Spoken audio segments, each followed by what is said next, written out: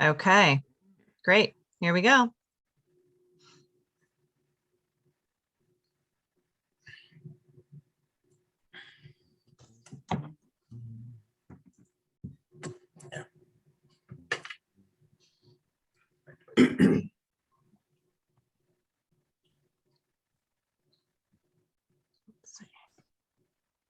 Okay.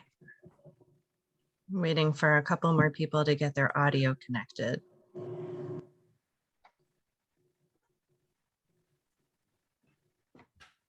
Okay, great.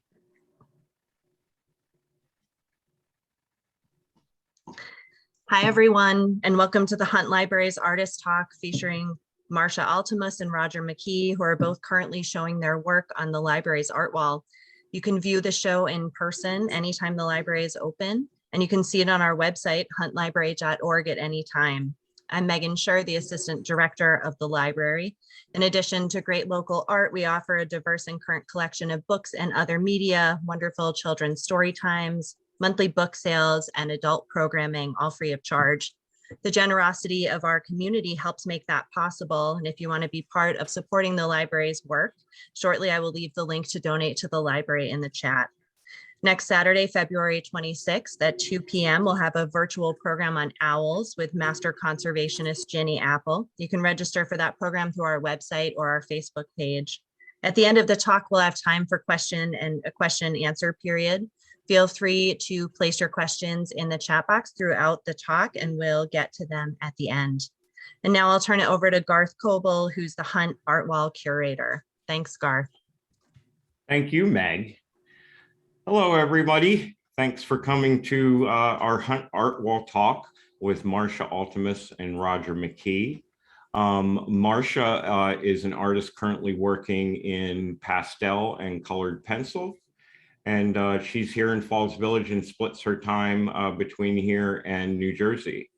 And Roger McKee will be talking and looking at his work in assemblage and etching. And he's an art teacher. I believe he's an art teacher over at Salisbury School, but I know he's over at Salisbury School because that's where he's visiting us today. I'd like to start by taking a little look at both artists' work in a slideshow. And first off, we are going to see a promotion for Robert Cronin's exhibit of recent paintings that will be opening in March 18th. So Meg, could you run that? I did. Can you see it? Great. I still see the recording host thing. I see the poster. I see his picture. Great. I don't know why you don't see it, Garth. That's so interesting. Huh. Let's see if we keep You may have to close the recording pop-up. Oh, Garth. Oh, there it goes. Yay. Great. So Cronin's show will be opening on Friday, March 18th. And it will have a reception on Saturday, April 2nd at 3 p.m.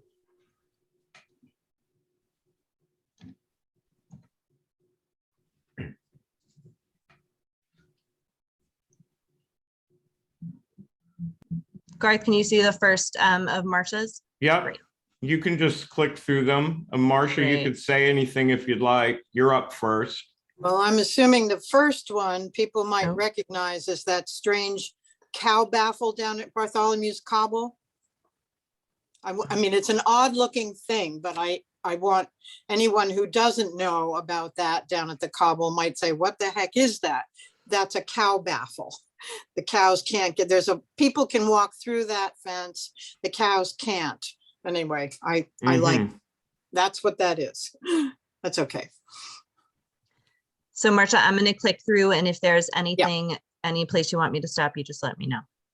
That right there is on Page Road. If I had known at the time, I would have titled it that way, but it's right across from the daycare center where the daycare center is, that field that I love that field. It's got a lot of beautiful color in it in the winter. anyway.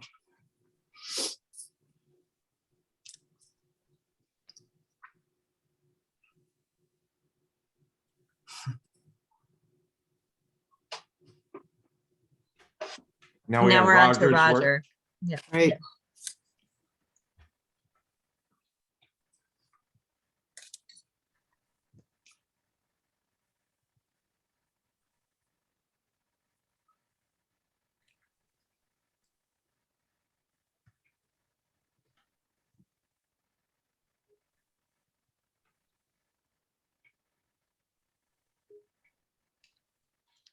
it. You would think perhaps from looking at these, that they span a sort of a wide sort of timeline. And in some regards they do, but the nature of kind of the way I work and my personality is I tend to bounce around. I'll do something for a while and I'll get kind of saturated with that, for lack of a better word. And then I'll go and I'll do something else for a while. And they all are kind of related in ways that aren't necessarily obvious right off the bat. But yeah,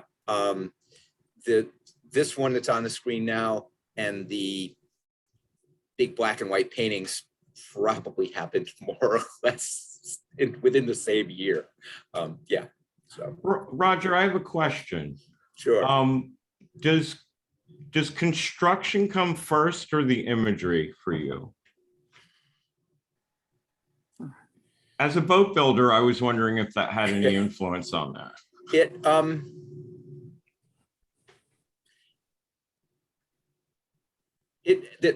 The straightforward answer is it depends. Sometimes I'll have an idea, and what it basically is that my studio has, I got a bunch of stuff laid out. There's stuff that's related to the printmaking. I'll have prints that didn't make the cut that are just sort of laying around, maybe a proof that I didn't like, or that I've torn up, or something like that, or some kind of structure that I've started to build and play with.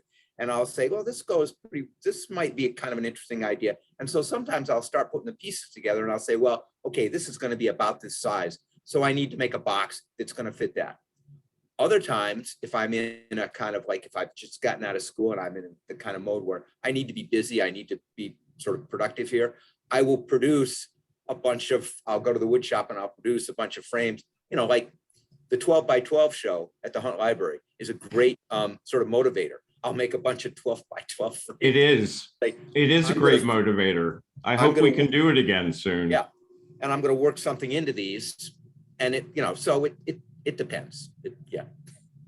It's not a hard and fast process. So I know you teach, you do boat building, Roger, and Martha is a professional weaver.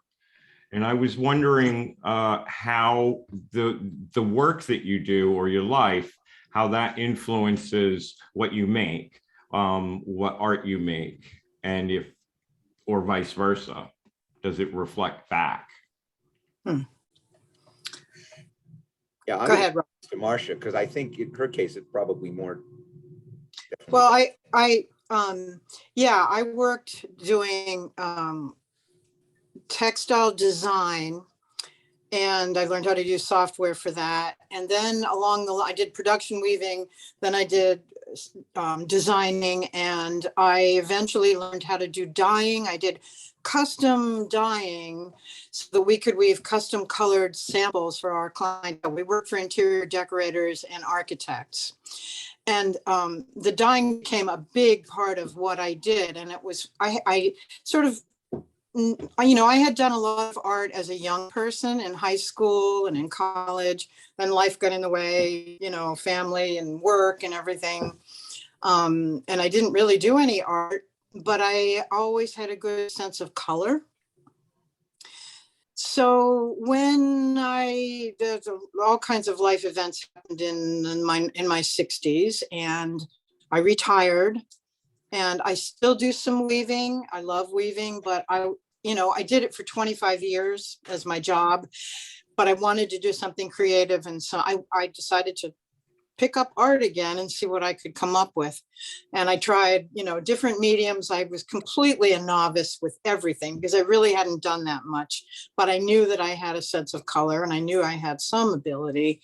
So I tried acrylics, I tried oils, and somehow I think I stumbled into colored pencil by seeing something online, and I got some good quality colored pencils, and I really fell in love with that medium. But it's very slow and laborious. It takes a lot of time to accomplish a piece the way I wanted it. So I did a lot, but then I thought I wanted to loosen up a little bit and be able to do something a little bit faster. And I've always loved pastel. So I'm still, in my opinion, a novice. I'm still learning how to use pastel. I've watched tutorials. And I haven't really gotten to the place that I want to get to. I enjoy the challenge. This is a wonderful thing for me to be able to do with my retirement. I can spend hours just, playing around and experimenting. And believe me, I have a pile of rejects for everything that I'm willing. Actually, I didn't even put what I feel is my best stuff in the show because I couldn't part with it because I don't know if I'll be able to do it again. So anyway, that's a long answer to I don't know if I answered your question. No, I think you did. If anyone is here that hasn't seen the show, they can access all of the work in the show on the library's website at huntlibrary.org. It's all there for you to see. So how does that work with you, Roger, about work and your interests and where it becomes art? So something that Marsha said actually struck a chord with me. The fact that she doesn't necessarily feel like she still feels like a beginner at times, and I feel like that is, for me, the idea of maintaining a beginner's mind or a growth mindset has helped sort of keep me fresh throughout the years. But the other thing that's happened is that because of my job, I have sort of had to reinvent myself every 7 years or so. So we actually have one of my former students on in the thing here, shout out to John. But when I started teaching at Salisbury, and I am at Salisbury School, the first 3 years I actually taught math, and I won't even go into how that happened. But when I segued into the art department, I figured, okay, so I had training as a painting and drawing major and a printmaker, and that was what I was going to do. And what I discovered was that the needs of the school kind of prevented me from totally concentrating on that, and the fact that I had to share classes with other faculty members who had different strengths and weaknesses and different areas of expertise. Plus, I discovered that if a new interest came along, it really took my fancy, I was all over it like a cheap suit. I mean, we had the opportunity to start a woodworking program, and I had some experience, but mostly self-taught once we had the equipment, and I sort of dove into that head first. Then I learned how to build boats. The kids really wanted to do that, and so we started doing that, and that's been really great. So now instead of doing drawing and painting and printmaking, I do a little bit of drawing. Like I have one drawing class per year, and then I do the woodworking and the boat building. And the woodworking has really, it's helped me with the assemblage pieces, certainly. The boat building is a little more tenuous connection, except that I've worked with enough different materials now that if an idea presents itself, I want to experiment with something, whether it be fiberglass or lashing things together with cord and stuff like that, I have no hesitation to just jump in and give it a go. And sometimes it works and sometimes it doesn't.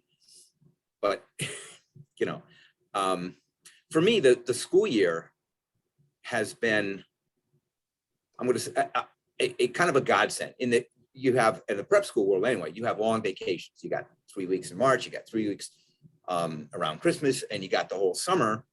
And so for me, the biggest struggle has been, as soon as school is over, is getting down to work and, you know, getting to the studio and you know, and making some progress.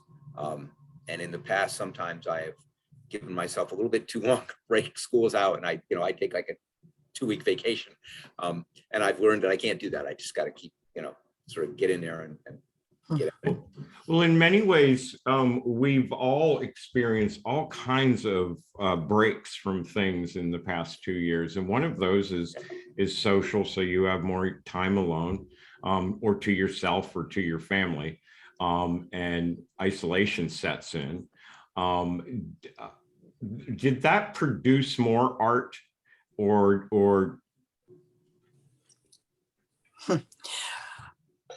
I'll answer. I like being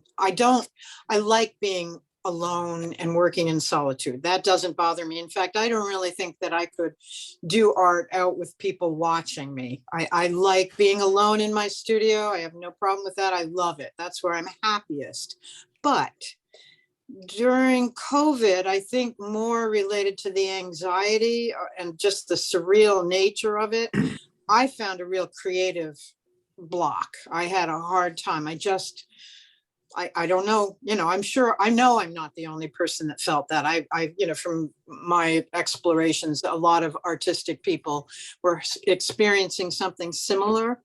I thought, you know, my artwork would be a retreat and a comfort and a place to retreat from all that craziness, but there was something difficult about it. It took me a while. I did, but it took me.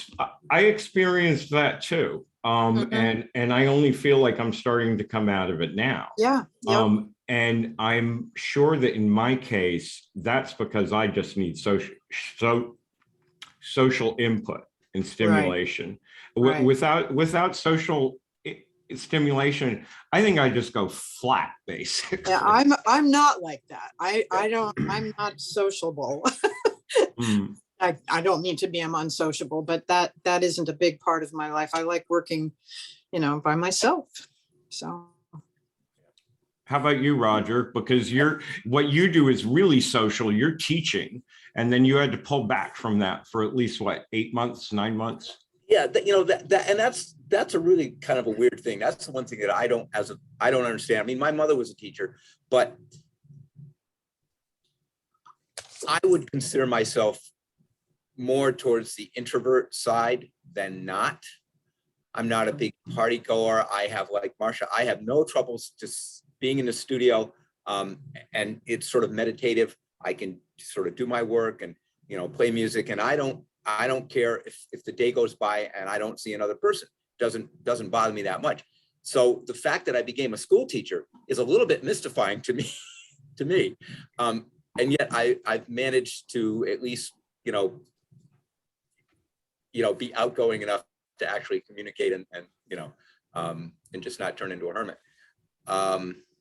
And I guess I'm grateful in that respect for the way things have worked out, that I've got this whole community up at school, and I've got my family that, you know, to sort of keep me from just being a drudge in the studio or whatever. Though the other thing that I think you both share in common, though, is that you're big walkers. You're out in nature. You're not just staying in your studio. So that's reflected in both of your art very much. Yeah, that's very true, and especially during the pandemic, when that's pretty much all we could do is take walks out in nature. I found it like the life-saving aspect of all of that, just being able to go out.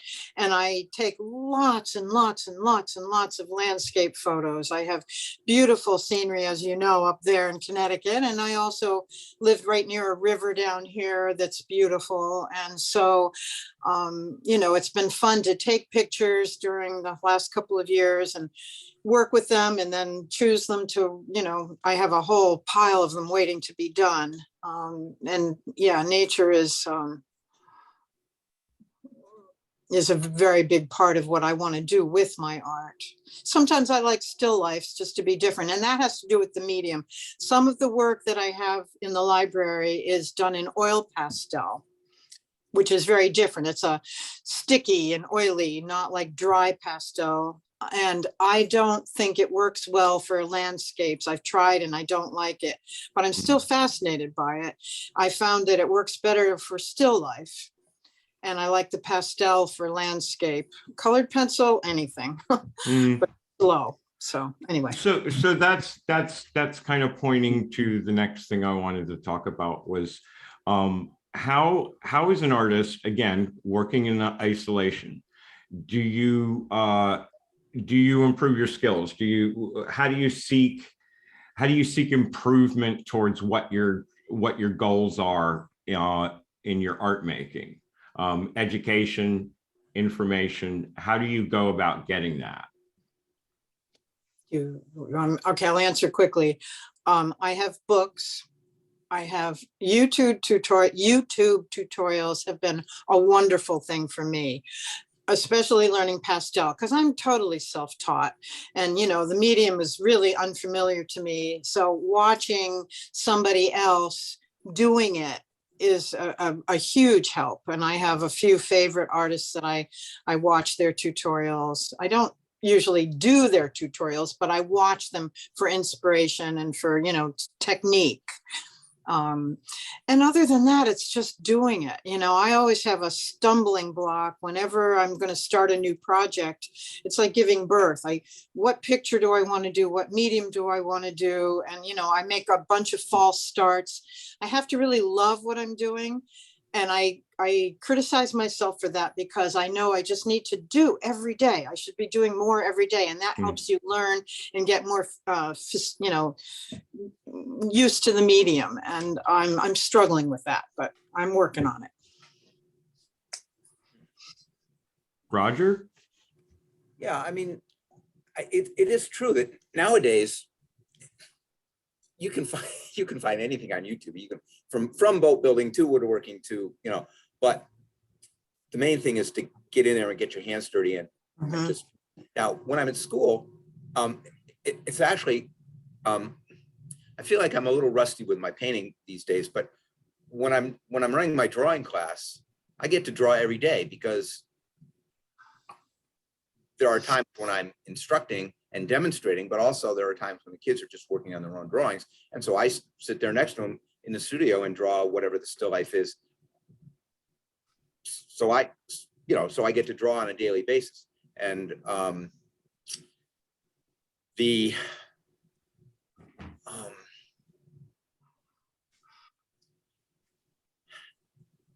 guess I'm sort of to a point now where, like, if there's like a mechanical task, whether it be having to do with the way a couple of pieces of wood go together or the way a boat go together, if I can't figure it out, I can research it. If it's in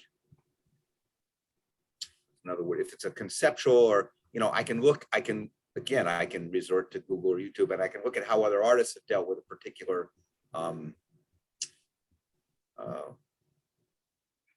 issue or whatever. Yeah, it's so much easier now. In the past, we all had to work very hard for knowledge to find things out.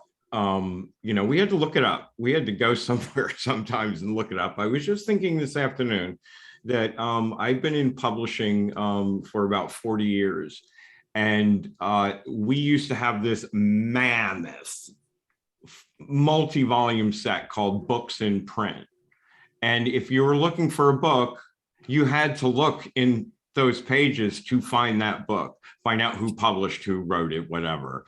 And now I can find out about a book under 30 seconds, you know, just searching, and you can find inspiration and instruction and furthering your art through the same tools. So I guess art is more democratic nowadays. Yeah. There's an interesting, I don't know if this is a parallel exactly, but on those occasions when I've gone to, like, the Wooden Boat School in Maine, for 3 years in a row, I either taught or assisted with teaching a skin on frame canoe building class. And in that particular learning environment, there are several other classes being taught in different kinds of boat building simultaneously. And during the day, we had a chance to walk around and see what other people are doing. And it was surprising to me to see how instructive watching how a wooden boat builder does things can be, even though I'm building a different kind of boat. I can see shapes of things, I can see the way different processes go, and sometimes I can make little connections that can sort of help me change or modify what I'm doing in the skin on frame boat building. And it's just, even if that's not the case, even if I can't find an absolutely perfect crossover, seeing other people work is inspiring. I mean, I guess that's sort of cliched way to put it. And I kind of wish sometimes that there was the boat building school equivalent of an art program. Well, many years ago, I did a summer session at the Mass MoCA. They had a thing going on. You're the guy. You're the guy. You've been doing it already. I mean, well, there was a printmaking workshop in one part of the building, and there were other people doing things in another part of the building. You could kind of walk around and see what what folks were doing.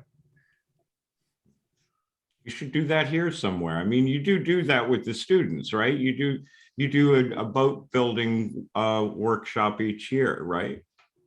Yes, and I kind of wish. I kind of wish there was more crossover. The thing is, the guys have all their other classes they have to take. They've got room in their schedule for maybe, for their art requirement.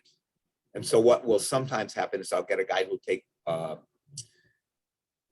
woodworking for the fall trimester, and then he'll take 2 trimesters of boat building with me, and that will work out really nicely.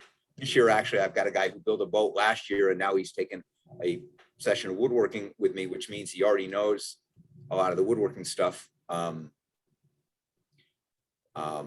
So that speaks to pretty much your kind of programs as far as what you're looking forward to each year, I think.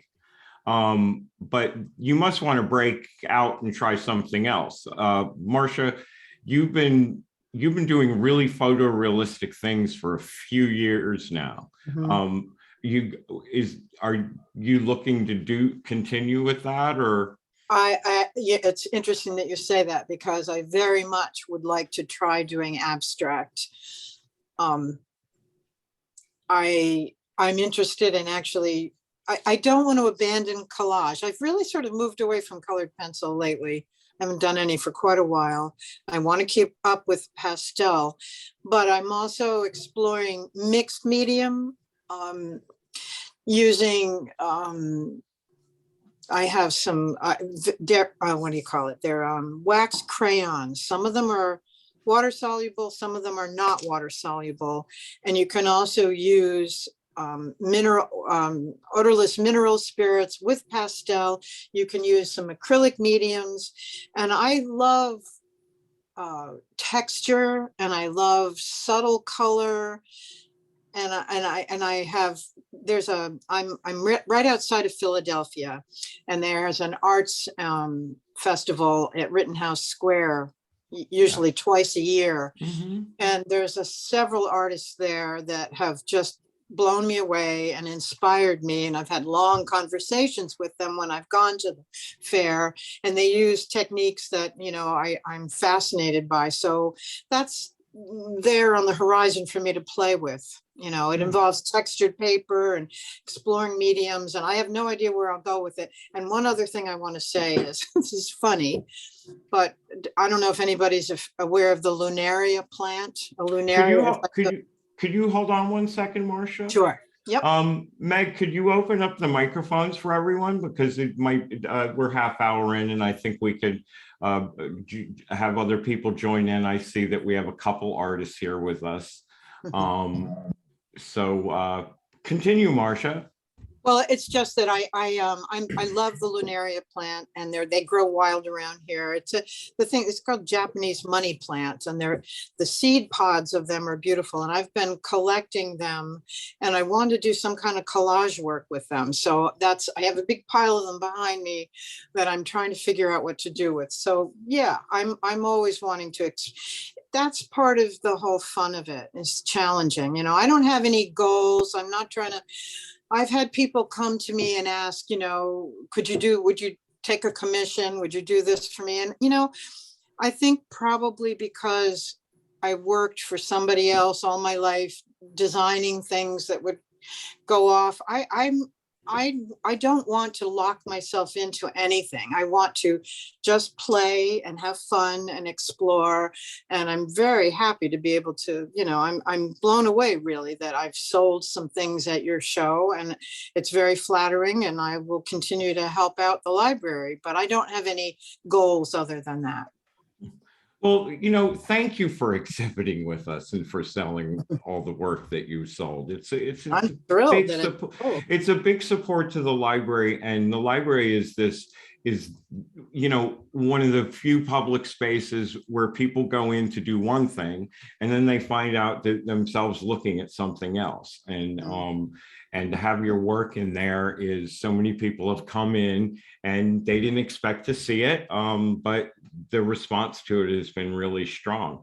You talked about the Lunaria and the collages and the fact that you're assembling these things. Roger, you work a lot in assemblage, and I will always kind of imagine that you have this big toy box of stuff that you have squirreled away, and that you look into it sometimes and pull things out and play with them, like the fish shapes and stuff. I don't know exactly how you fabricate those, but fill us a little bit in on your secret. So, well, there isn't exactly a secret. I'm holding I got some notes here. I got a reference here, but so the fish shapes. Well, you're right, and the different way of saying it is that I'm a pack rat. If I find something that I think is interesting, whether it's a funky rock or a piece of driftwood or a dead animal that I found in the woods, literally, hand to God. I mean, I have brought home dead animals and salted them or cut parts of them off, and to preserve them. If something strikes my fancy, I will hang on to it. And so there are drawers and boxes of stuff, you know, bones and whatnot. So I have this, I have this sort of palette, if you will, of stuff in front of me. The fish are paper mache, and I'm trying to think of the first one of those that I ever did, but I have to give a shout out to my colleague Danielle Mailer, who does work with her students at Salisbury. That's right. That is paper mache, and I don't know whether I had done some things before that with cast paper, where I'd made a mold and I'd either mixed up some paper pulp in a blender, because as a printmaker, I've done a lot of stuff with paper. I've done embossing with paper, and it's only a quick step from embossing paper to actually, you know, pulping it up and molding stuff. So and now that I'm saying it, I can remember some earlier work where there are some cast paper pieces. But then I realized that, well, you know, if it's a free form thing, I can do it with paper mache. And sometimes I'll use acrylic medium in the paper. Sometimes I'll use real, you know, like wallpaper paste and make sort of legitimate paper mache stuff. But the fishes, I find a reference photo, I cut out the shape out of some kind of fairly stiff paper, and then I just cut up a bunch of strips of paper and get my bowl of paper mache, and I start building away. And so it's really a sculptural process where I'm, you know, building the fish, and I try to be reasonably, but not slavishly accurate to what I'm seeing in front of me. So for instance, if I do a perch, it's recognizably a perch. If I do there's one that's I can't remember the blue one sold today. Yeah, the blue one is the perch. That's the one that I was thinking of. It's the perch. I've got one. To me, they look uncannily like fish dipped in paint. So Yeah. you really succeeded there. But I always they're very psychedelic looking, those pieces. And I was wondering, is the color of the paint and the fact that it is paint, does that have any ecological message to it? Only in that I like the fact that the flowing colors are kind of reminiscent of fluid water. And so it seems to make sense to me somewhere, on a gut level, that they would go together well. There is and this is a rabbit hole that you could easily go down through on YouTube. There are artists out there who work with fluid mediums where they simply pour the stuff, and the most sort of abstract of it, or the sort of Jackson Pollock-like approach to it, is you mix up different colors of paint, making it fluid enough, and there are some chemical additives to make it so it doesn't just mix into mud. Has to do with silicone and denatured alcohol and stuff like that. But you pour them together on the canvas and you let them roll around, and they create these kind of flowing and sort of fisheye effects in the surface. And they'll, just let the stuff flow over the edge of the canvas and then let it dry. And this is one of those situations. It's like marbling. Yeah, exactly. And I saw that and I was like, that's kind of cool. I wonder if there's some way I could incorporate that. And so I started playing around with it. And so it's wound up, it's being backgrounds, or in the fishes, it actual, the covering on the fish. But I never felt like in and of itself, it was enough. It had to serve the greater piece. And in most cases that, at least that the public have seen, I felt like I managed that to achieve that. There are some that are still hiding away in the studio that may never see the light of day.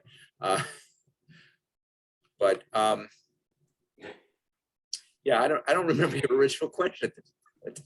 Oh yeah. Anyway, that, we'll carry on then. Yeah. Do we have any questions from our guests here with us? Emily, I know you work in paper a lot. Yeah, well, I sew paper and I also glue it.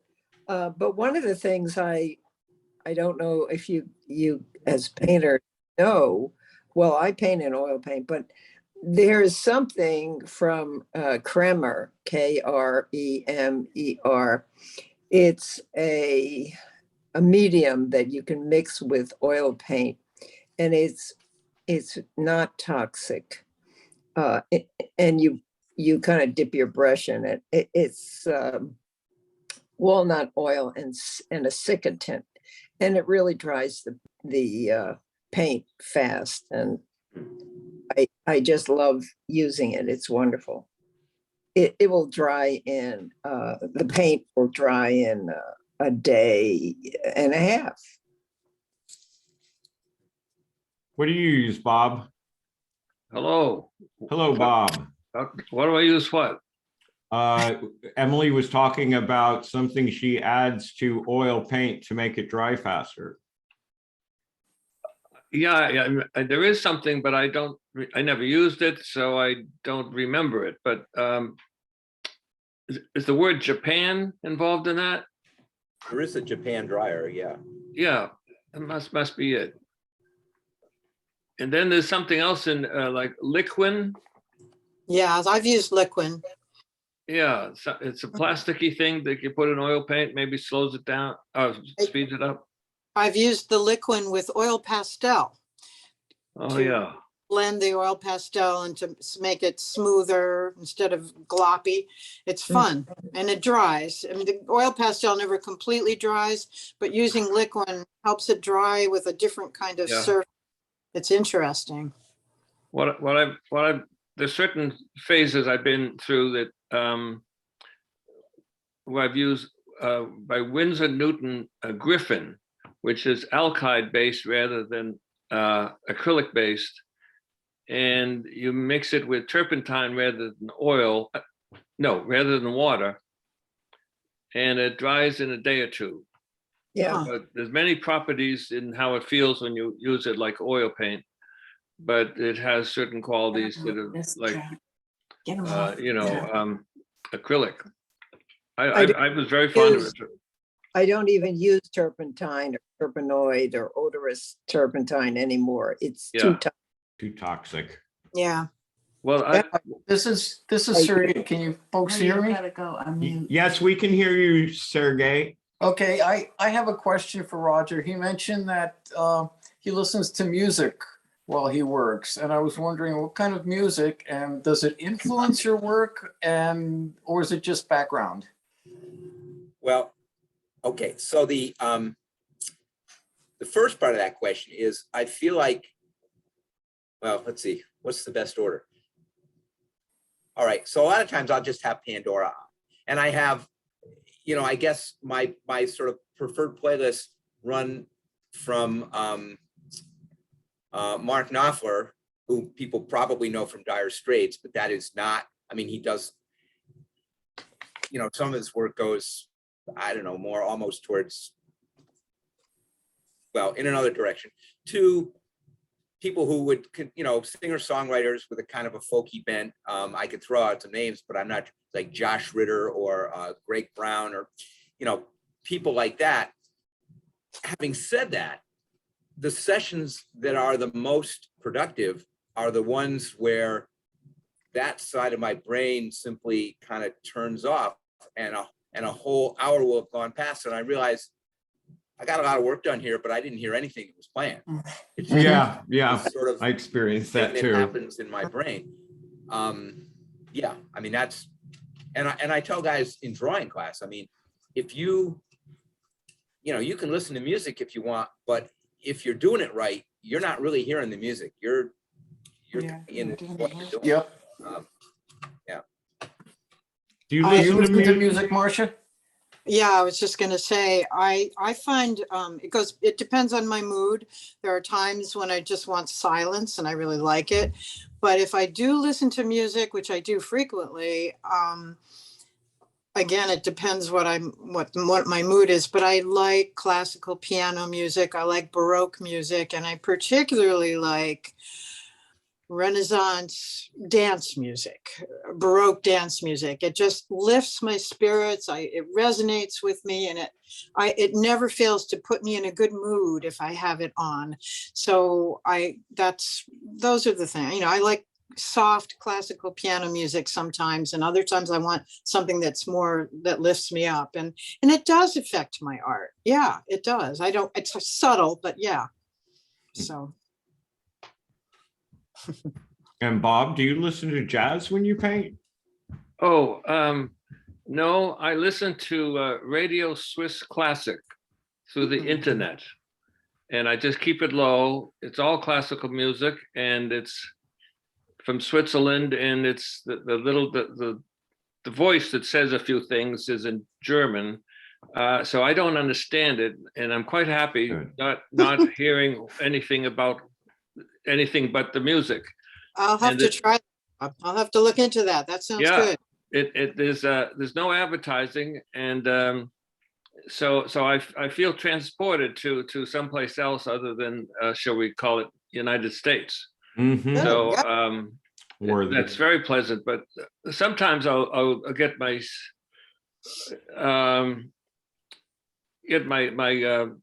tape deck going and the CD thing.